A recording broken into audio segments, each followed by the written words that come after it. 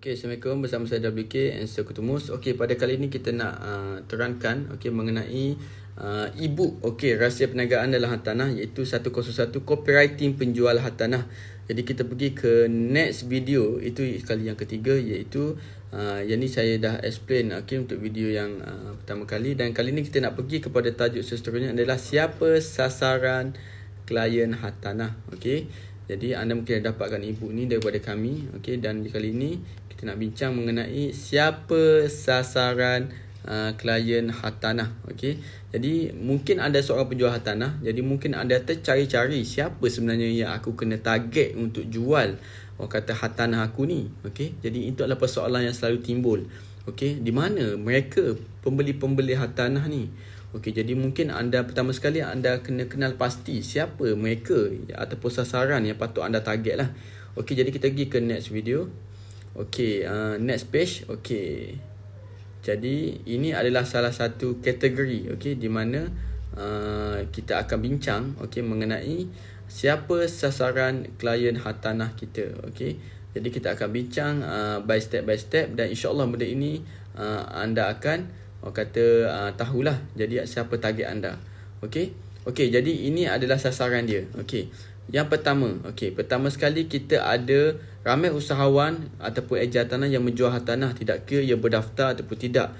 Kerana ia merupakan salah satu tarikan dalam penjualan hartanah ni, kerana komisen sangat lumayan dalam bidang ni. Memang betul. Tak kira lah kalau anda jual hartanah, jual tanah lot ke, tanah hektar ke, dapatkan listing daripada tuan direct tanah sendiri. Jadi memang anda suka sangat jual tanah ni. Sebab apa? Sebab komisen dia sangat lumayan. Memang logik. Jika anda perasan, jika anda jual produk yang berharga RM50 mungkin untuk anda dalam puluhan ringgit ataupun RM30, RM20 kan. Jadi jika anda jual produk ataupun benda yang ratusan ribu ringgit, semestinya komisen anda pun ratusan ribu ringgit juga. Dan produk apa yang ratusan ribu ringgit ni? Tidak bukan adalah bidang hartanah. Sebab tu dalam bidang hartanah ni mereka cepat mendapatkan kekayaan, kerana mereka dia punya komisen dia sangat-sangat lumayan. Okey, jadi ini adalah kita ini punya intro. Okey, sebelum anda bermula menjual hartanah, anda harus kenali dulu siapa sasaran anda. Okey, berikut adalah sasaran jualan dalam dunia hartanah. Okey, jadi ini adalah kategori jualan dalam hartanah. Okey, sepertinya jualan ini. Okey, sebenarnya anda kena tahu dulu 4 kategori jualan dalam hartanah adalah, pertama sekali adalah jualan tanah. Okey, jualan tanah. Jadi apa benda yang anda jual sebenarnya? Pertama sekali adalah jualan tanah. Okey, dan yang kedua adalah anda mungkinlah jualan rumah pembinaan ataupun under construction. Kadang-kadang anda kena kenal apa sebenarnya produk yang anda nak jual tu. Sebab kalau kita tak kenal, macam mana kita nak explain kepada klien kita, sedangkan benda hartanah ni melibatkan ratusan ribu ringgit. Jadi dia memerlukan keyakinan dan juga keyakinan bahawasanya anda ni seorang yang pakar dalam setiap ciri-ciri package anda ataupun produk anda. Jadi jika anda pun tak tahu nak jawab kalau klien tanya anda tanah ni jenis apa dan sebagainya, itu akan menimbulkan syak wasangka klien ni jadi kurang keyakinan. Betul ke dia ni penjual tanah yang mahir ataupun berpengalaman? Jadi anda kena belajar dan kenal pasti dulu. Okey, dan pertama sekali 4 kategori jualan dalam hartanah. Pertama sekali adalah jualan tanah. Mungkin anda seorang penjual hartanah ataupun broker lah. Kadang-kadang anda direct dengan owner dan sebagainya. Jadi adalah pertama sekali jualan tanah sahaja. Yang keduanya adalah jualan rumah pembinaan ataupun under construction. Okey, jualan rumah pembinaan ni adalah rumah yang dalam pembinaan. Maksudnya rumah tu tak ready, tak siap lagi lah. Kalau siap pun dia ready untuk dijual. Maknanya rumah itu boleh dikatakan rumah kategori yang rumah baru. Okey, bukan rumah second hand lah. Okey, untuk yang ketiga adalah rumah subsale. Okey, rumah subsale kita tahulah rumah second hand yang dijual. Okey, yang dijual adalah pasaran. Sebenarnya owner tu dia dah beli rumah tu, dia nak jual balik. Okey, jadi rumah itu dikira rumah subsale lah. Okey, yang seterusnya adalah jualan rumah lelong. Rumah lelong ni rumah siapa sebenarnya? Rumah lelong ni adalah rumah bank. Asalnya milik owner, tapi owner tu dia tak bayar cantik pinjaman dia, akhirnya bank tarik balik. Jadi bank pun lelong murah-murah. Okey, seterusnya. Okey, 4 kategori jualan dalam hartanah. Okey, sebenarnya ikutkanlah kategori jualan dalam hartanah ini sebenarnya adalah jualan tanah. Kita sebagai penjual tanah pasti tahu sasaran kita ialah pembeli tanah. Jadi mungkin anda duk promote tanah dari segi ekar, tanah lot dan sebagainya. Jadi bila bercakap pasal tanah ni, kita mesti jadi penjual yang mahir dalam bidang ni. Sebab kadang-kadang benda yang soalan klien tu tanya macam-macam. Jadi kalau kita jangka klien tanya pun, kita tak expect soalan itu yang akan keluar, pertanyaan mereka. Dan kita kena jawab dengan betul dan tepat. Kita jangan pandai-pandai. Sebab kadang-kadang benda yang pandai-pandai inilah yang menyebabkan jika dia tahu kita jawab pandai-pandai, yang menyebabkan mereka akan fikir kita ni tidak mahir. Jadi kita kena betul-betul hadam. Kita kena betul-betul tahu ilmu hartanah ni sebelum kita menjawab. Kalau kita tidak tahu, kita dapatkan jawapan daripada mereka yang tahu. Simple saja. Kita cari mereka yang berpengalaman, yang senior, ataupun anda juga boleh dapatkan maklumat daripada internet, mungkin Google dan sebagainya. Pastikan jawapan anda tu tepat, betul. Jangan orang kata bagi jawapan yang orang kata yang salah ataupun anda pandai-pandai. Okey, jadi kita harus meyakinkan mereka. Jadi jenis tanah kebiasaan yang dijual, ini adalah tanah yang kebiasaan yang dijual dalam pasaran lah. Okey, pertama sekali tanah lot bergeran. Okey, tanah lot bergeran. Yang ni kebiasaannya klien nak cari bina rumah dan mohon pinjaman bank ada property secara individu. Maksudnya pertama sekali tanah yang biasa dijual adalah tanah lot bergeran. Maksudnya tanah ni dia banyak jenis. Ada yang jenis tanah tak bergeran ataupun geran master title. Okey, master title ataupun individu title.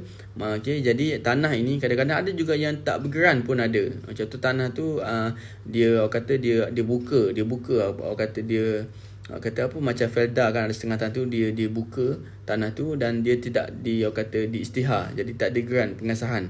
Ataupun tanah tu kadang-kadang dia punya ada isu yang menyebabkan tak ada geran. Jadi kita kena pastikan tanah itu ada geran barulah beli. Sebab geran ni merupakan seperti IC ataupun pengenalan diri untuk sesuatu tanah, aset tanah tersebut. Jadi tanah tu jika nak beli pastikan bergeran, dan seterusnya pastikan tanah itu adalah master title ataupun tanah hekar yang tanah nama ramai sebagainya, ataupun tanah yang sudah pun dipecah lot. Maksudnya dalam individu title. Jadi anda kena pastikan betul-betul jika anda nak jual. Jangan kata anda sebagai penjual anda main jual je. Kadang-kadang kalau tersalah isu apa-apa, okey, owner dah ambil duit tapi tanah tu tak dapat, itu akan jadi masalah kepada anda. Anda yang kena jawab isu tu dan anda yang terlibat. Contoh kalau klien nak saman balik ke apa semua, jadi anda kena betul-betul tahu tanah tu macam mana. Okey, yang kedua tanah lot proses. Okey, kadang-kadang kalau anda pernah jumpa tanah yang dijual dalam pasaran ni, okey, kadang-kadang harga terlalu murah. Sangat-sangat murah. Memang anda pun terkejut. Tak sangka tanah tu boleh jual dengan 15,000 satu lot. Okey, jadi anda kena faham dulu tanah tu jenis macam mana. Dan kebanyakannya tanah yang dah dijual murah ini adalah tanah boleh dikatakan orang kata lidi lah, orang kata pecahan lidi. Okey, di mana tanah itu ingin dipecahkan sempadan untuk tanah itu tapi proses tak buat lagi. Ataupun boleh katakan tanah tu dalam lot proses. Maksudnya tanah itu dalam perancangan untuk pecah sempadan. Dalam perancangan, maksudnya tak pecah lagi, dalam perancangan tapi owner dah mula jual. Okey, jadi benda ini memanglah orang kata berisiko tinggi. Tapi kadang-kadang anda boleh memiliki tanah dengan cara ini adalah anda boleh dapatkan dengan harga yang paling murah. Okey, jadi sangat penting untuk anda tahu tanah itu jika terlalu murah, pastikan tanah itu jenis bergeran ataupun dalam lot proses. Dan kebanyakannya jika tanah tu terlalu murah, mungkin anda boleh cek balik, memang semua hampir adalah dalam tanah dalam proses geran ataupun proses pecah lot. Okey, untuk yang ketiga adalah tanah ekar. Okey, boleh jadi klien beli tanah ni tujuan dimajukan dari segi pertanian ataupun pembangunan. Okey, kebanyakan tanah ni jika anda perasan, kalau tanah lot sempadan yang mana dah tanah lot banglo dan sebagainya telah pun pecah lot sempadan, maknanya tanah itu dalam keadaan yang ready untuk pembinaan ataupun pembangunan, dia punya status sudah dalam pembangunan. Tapi kalau anda dapatkan tanah daripada tanah ekar, kemungkinan tanah itu belum dipecahkan lot lagi.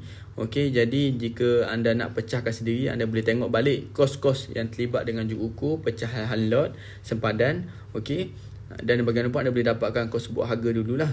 Okey, jadi tanah ekar ni sebenarnya ada juga klien nak beli disebabkan penjimatan jika dia nak buat pembangunan sebab dia dapat banyak pecahan, ataupun ada juga yang beli untuk tujuan pertanian. Okey, mereka fokus kepada kebun dan sebagainya.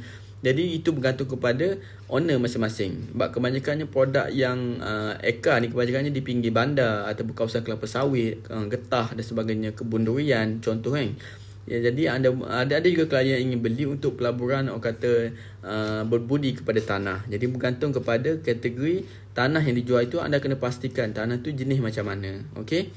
Jadi anda sebagai penjual, siapa sasaran klien anda? Jadi mungkinlah anda boleh kenal golongan-golongan pembeli itu. Mereka nak dapatkan tanah lot bergeran, mereka nak dapatkan lot tanah proses, ataupun klien yang nak dapatkan tanah hektar. Jadi anda boleh target lah klien macam mana sasaran anda. Jadi anda boleh sasarkan klien yang nak jenis beli tanah macam mana. Okey, bagi mereka yang nak beli tanah sahaja. Okey. Okey, jadi kita ke next kategori jualan dalam hartanah. Okey, jadi jualan rumah pembinaan under construction. Okey, jadi anda mesti sinonim dengan projek perumahan undercon kan. Jadi anda mungkin pernah dengar perkataan undercon. Undercon ni adalah dalam pembinaan, ataupun bahasa Melayu dia orang kata, kalau bahasa istilah full term dia, undercon adalah under construction, ataupun dalam bahasa Melayu dia pembinaan. Okey, jadi jika anda perasan projek rumah ini, memanglah jika anda pergi ke tapak tu kadang-kadang belum siap lagi. Kadang-kadang dia hanya tunjuk dari segi full dia punya information dalam bilik showroom dan sebagainya. Okey, jadi ini kategori rumah baru ataupun dalam pembinaan. Okey, untuk maklumat anda, jualan projek rumah ini sebenarnya dijual lebih awal. Okey, memanglah betul rumah pembinaan dijual lebih awal, bermaksud kebiasaannya dalam masa dia ambil 2-3 tahun untuk siap. Sebab tu kadang-kadang rumah beli pembinaan ni anda beli dengan harga lebih murah berbanding rumah yang sudah siap. Memang betul. Itu antara pelaburan hartanah juga, di mana mereka yang pelabur suka membeli rumah under construction ini kerana mereka dapat jual balik dengan harga semasa bila mana dah siap. Okey. Jadi anda boleh baca ibu ini. Okey, jadi mungkin juga golongan customer ataupun klien anda itu golongan yang ingin mencari rumah dalam pembinaan ataupun under construction, ataupun lebih mudah orang kata klien anda nak cari rumah baru. Jika klien anda nak cari rumah baru, anda kena recommend rumah yang dalam pembinaan, sama ada pembinaan bina jual, ataupun rumah tu dibina siap dulu baru jual, ataupun anda mencari klien yang JB, jual bina, maksudnya dia masuk loan dulu barulah dia bina. Macam di Alim Bina Properties, kita berada package di sini, iaitu package under construction, di mana kita suka sangat, Bina Properties memang suka sangat untuk mencari klien yang dalam pembinaan ini. Sebab apa? Sebab klien boleh dapatkan dengan harga yang sangat murah rumah tu. Contoh, kalau kita masuk loan dulu baru bina, maknanya rumah yang dapat itu adalah betul-betul harga bahan mentah. Tapi jika anda beli rumah yang sudah siap, rumah yang dijual itu adalah harga pasaran semasa. Tapi dia ada pro and con lah jika anda beli rumah yang sudah siap dan juga rumah dalam pembinaan.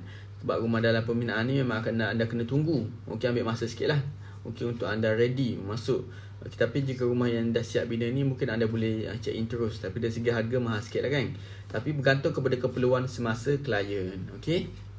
Okey, jika anda ingin mensasarkan klien untuk menjual projek ini, anda harus meyakinkan mereka dengan kelebihan yang ada pada projek ini.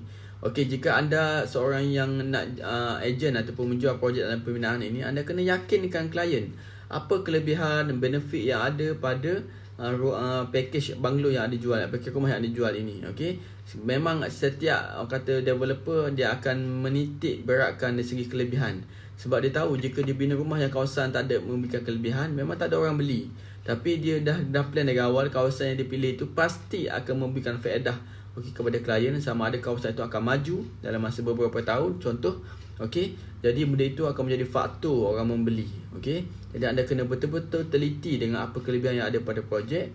Okey, lepas tu anda cari, kerana ia menjadi turn point untuk mereka terus mendengar apa yang anda tawarkan dalam copywriting anda nanti. Okey, jadi anda kena betul-betul tepatlah maklumat anda tu. Okey. Okey, kita pergi ke next seterusnya. Okey, 4 kategori jualan tanah. Yang seterusnya, nombor 3 adalah jualan rumah subsale. Okey, rumah subsale ialah rumah second hand. Betul, rumah second hand dijual dengan harga pasaran semasa. Jika anda berada di KL, mungkinlah anda banyaklah menjual rumah subsale ni. Okey, jadi anda memanglah boleh dikatakan di KL memang tak boleh nak bina rumah dah. Memang totally rumah yang sedia ada. Jadi transaksi jual beli rumah tu sangat tinggi setiap hari. Kadang-kadang mereka dah lama bekerja di KL, mereka nak balik kampung, pencen di kampung dan sebagainya. Mereka nak jual rumah mereka di bandar. Sebab mereka dah memang tak perlu berada di bandar dah. Sebab duduk di bandar sebab bekerja kan. Jadi mungkin mereka nak jual. Jadi mungkin generasi baru akan membeli rumah tersebut. Jadi itulah, jika anda sebagai ejen hartanah, mungkin anda akan uruskan jualan ataupun pembelian rumah tersebut. Okey, dan jualan subsale ni anda kena ada tarikan dan sebab kenapa klien mesti membeli rumah ini dengan anda. Okey, kita akan share tip di bawah. Kelebihan jualan subsale. Okey, pastikan rumah itu dijual harga bawah nilai pasaran. Okey, kadang-kadang ramai orang tanya saya lah, kadang-kadang nak beli rumah subsale ni memang kita tanya tips lah macam mana saya nak beli rumah subsale sekarang ni. Jadi pertama sekali kena pastikan rumah itu dijual harga bawah daripada nilai pasaran. Maksudnya di sini dalam jualan subsale ni kadang-kadang owner nak jual tu harga dijual atas daripada harga pasaran. Kita kena ingat pinjaman kita akan diluluskan ikut nilai pasaran. Maksudnya rujukan nilai pasaran lah semasa. Okey, jika contohlah nilai pasaran pasar rumah tu harga 150,000, tapi owner nak jual 160,000. Terlebih daripada harga nilai semasa. Jadi pinjaman kita lulus sampai 150,000 je lah. Jadi 10,000 lagi tu owner jual lebih tu kita kena tambah duit sendirilah. Nampak tak? Jadi kebanyakannya dekat situ lah. Sebenarnya jarang lah mereka ada duit untuk tambah duit sendiri. Kebanyakan mereka nak makan loan lebih untuk dapatkan duit lebih lagi. Maknanya kalau mereka rumah subsale, cara kita nak pastikan membeli rumah kita adalah pastikan pembeli ada cashback atau makan loan jika beli rumah tersebut. Jadi pastikan, yang pertama anda kena pastikan klien membeli rumah subsale dengan anda. Pertama sekali anda kena pastikan rumah itu dijual harga bawah daripada nilai pasaran. Sebagai contoh lagi, contohlah rumah tu harga 150,000 owner nak jual. Anda pergi cek nilai pasaran, tengok 180,000. Jadi klien ni dia buat pinjaman sampai dia boleh lulus pinjaman dia sampai 180,000 lah sebab ikut pasaran semasa kan. Jadi dia buat pinjaman sampai 180,000. Lepas tu dia bayar rumah tu harga 150,000, jadi dia dapat lebihan 30,000 makan loan lebih. Dengan itu klien akan suka. Sebab apa? Sebab dia rumah pun dia dapat, duit pun dia dapat. Memang itu senang sangat anda nak menjual subsale kalau anda dapat kata harga bawah nilai pasaran kalau owner nak jual. Okey. Yang keduanya anda pastikan pembeli ada cashback atau makan loan jika beli rumah tersebut. Jadi kalau ada dua ciri ini, kalau anda menjual rumah subsale, okey, memang anda akan dapat klien yang ramai. Kadang-kadang asyik tanah tu sangat-sangat panas.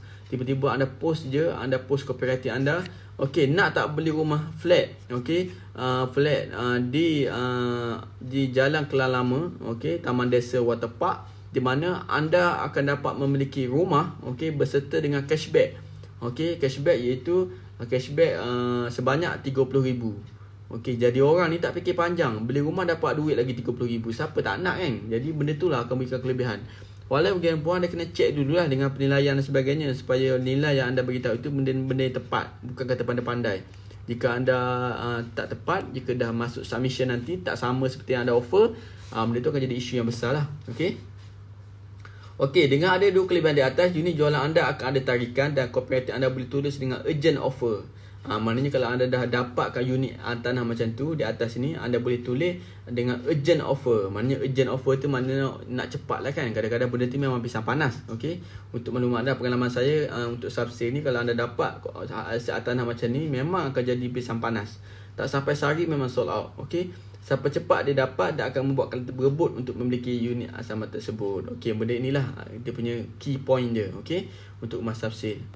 Okey, seterusnya, siapa sasaran klien hartanah kita adalah mereka yang ingin mencari rumah lelong. Kadang-kadang ramai juga itu cari rumah lelong ni kan. Sebab rumah lelong ni memanglah boleh katakan rumah yang menjadi hotspot lah. Okey, terutamanya pelabur-pelabur hartanah. Okey, rumah lelong adalah rumah yang dijual oleh pihak bank selepas peminjam gagal membayar pinjaman seperti mana dalam perjanjian SMP yang diputuskan. Jadi jika mereka buat pinjam rumah tu, hati-hatilah. Jika anda tidak bayar, mungkin rumah anda akan dilelongkan. Okey, sebab tu saya banyak recommend kepada anda bina rumah tu dengan klien secara tunai lah, supaya grant anda tu hak milik penuh. Saya akan ceritakan kepada Nets Ilmu.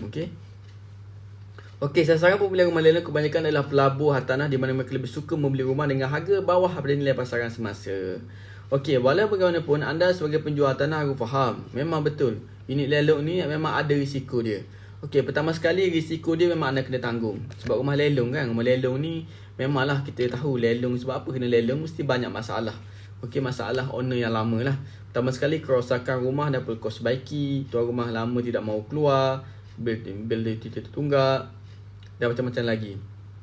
Jadi anda kena harus fahamkan klien jika ingin memiliki unit ini. Anda boleh fahamkan klien untuk memiliki unit tanah lelong ni. Pada masa sama anda boleh tunjukkan kelebihan dalam copywriting anda permulaannya adalah nak tak beli rumah lelong yang berharga sekian-sekian dan harga semasa adalah macam ni. Contohlah rumah lelong ni dijual dengan harga RM70,000 tapi harga semasa dia RM120,000.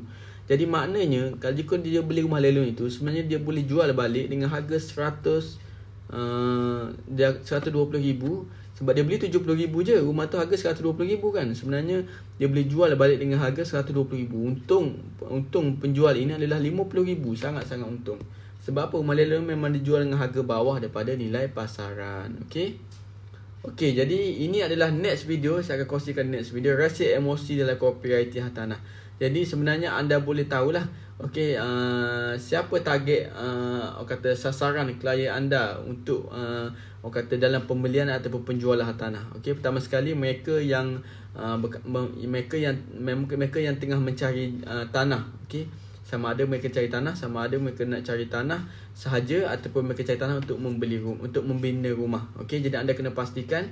Yang keduanya adalah mereka yang memang betul-betul nak cari rumah yang baru. Itu rumah dalam pembinaan ataupun under construction. Jadi anda dah dapat kenal pasti siapa sasaran klien anda yang mungkin mereka tengah cari. Dan mereka ini mungkin kategori mereka yang bekerja, sama ada mereka bekerja kerajaan, mereka bekerja swasta, orang berniaga dan sebagainya. Jadi apapun mereka dalam golongan yang tengah mencari kategori jualan dalam hartanah, jualan tanah, hajat tanah yang macam gini. Okey, itu yang ketiga, rumah subsale. Jadi mereka yang berada di bandar semestinya rumah subsale adalah sasaran utama. Okey. Seterusnya adalah rumah lelong. Bagi pelabur-pelabur hartanah ataupun mereka yang memang betul-betul ada duit lebih, mereka boleh invest dalam pembelian rumah lelong. Dan mereka boleh cover balik kos-kos yang akan dibaiki nanti dan mereka akan dapatkan profit lebih tinggi lah. Jadi benda ini adalah sasaran yang menjadi sasaran oleh klien-klien hartanah yang ingin mencari hartanah. Okey, sama ada rumah yang pertama ataupun untuk pelaburan. Okey, jadi setakat itu saja video live saya kali ini dan anda jangan lupa subscribe saya di Kutumus di YouTube. Okey, insya-Allah kita akan jumpa di next video perkongsian mengenai ebook 101 copywriting hartanah. Okey, wallahu alam. Assalamualaikum warahmatullahi wabarakatuh.